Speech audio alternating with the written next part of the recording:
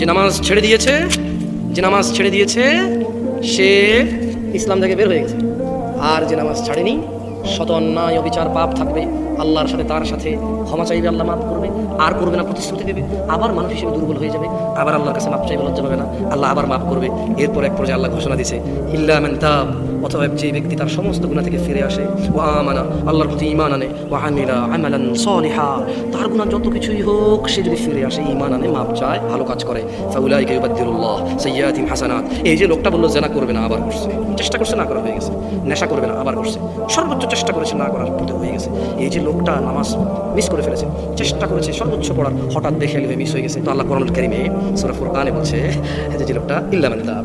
হাজার সহস্র কোটি অপরাধ থেকে মাপ চেয়ে ফিরে আসলো, ওয়া আমানা, এরপর ঈমান নিয়ে নিয়েছে, ওয়া আমিলা আমালান সালিহা, মাপ চাইছে, ঈমান আনছে, কিছু ভালো কাজ করা শুরু করে দিয়েছে। তো আল্লাহ বলছে ফাউলাইক, তার পিছনের যে হাজার লক্ষ কোটি সহস্র গুনাহ আছে, ইউবাদদিলুল্লাহ, আল্লাহ বদল করে দেবে গুনাহগুলোকে, শুধু মাপ না, এগুলোকে আল্লাহ বদলাই দেবে, এক্সচেঞ্জ করে দেবে, কিসে? সাইয়্যাতিহিম হাসানাত, নেকিতে পরিবর্তন